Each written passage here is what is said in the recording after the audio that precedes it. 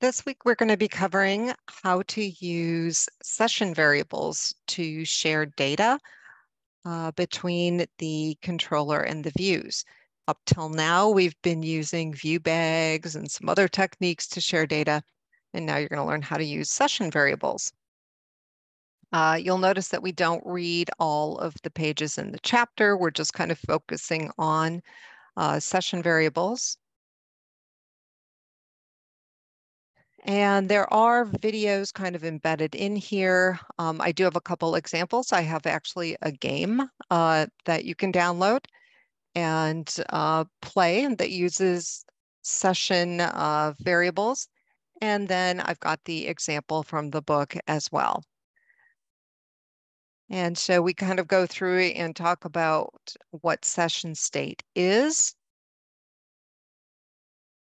how you use it in MVC. Basically, you have to turn it on because it is not on by default, and you do that in startup. So by turning it on, I mean adding it to the middleware pipeline. So there's commands that you have to give in order to use session variables. But session variables are used a lot in server-side coding, and they're specifically used to share data amongst pages during a session because HTTP protocol isn't persistent. So when you go from one page to another, you can lose data. And you use the session variables to store the data that you want to share amongst your pages. That's kind of the concept. And so most server-side languages have this session storage, session variable ability. And so you are going to actually configure session state variables in the bag app that we worked on last week. So you're going to use session state to pass data from the controller to the views instead of using the view bag, temp data, and view data. Okay, so that'll give you kind of some nice practice with the session variables. So as you work through here, you'll be learning a little bit more about the session variables and how that interplay works between the controller and the views. Then when you get down to the bottom,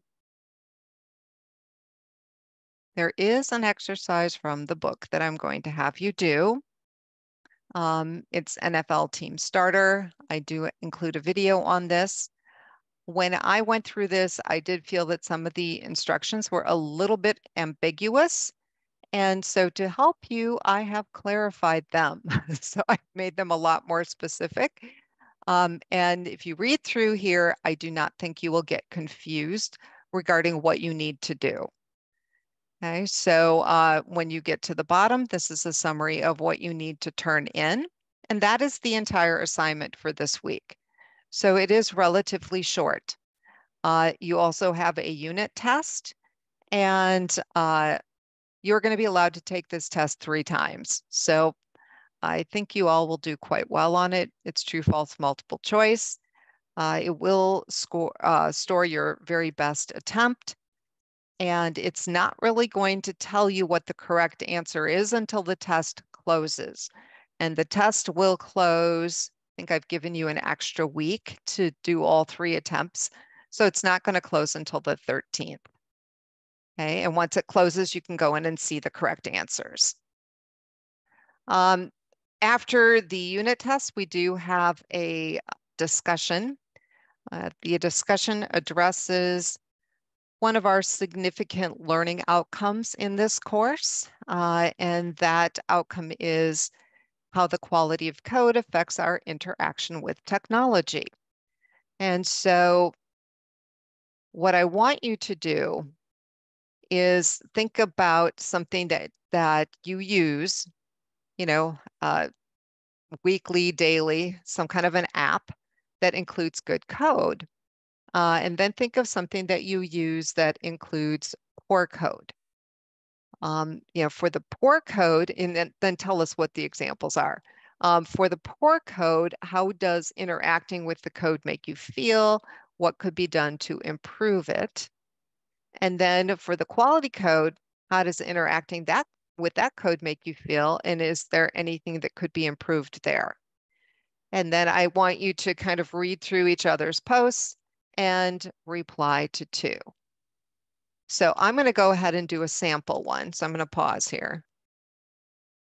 All right, so I've got some good and poor code examples. These are apps that I use or used to use on a regular basis. For the one that I like, that's a good code example, I would say it's my Target shopping app. It's coded very solidly, really well. If you purchase something that you want to purchase something that you've already gotten, there's a list, super easy list you can add from. If you want to purchase something from their weekly advertisement, you can pull it up, super easy to add from the advertisement. Once your purchases are made, they email you and they text you.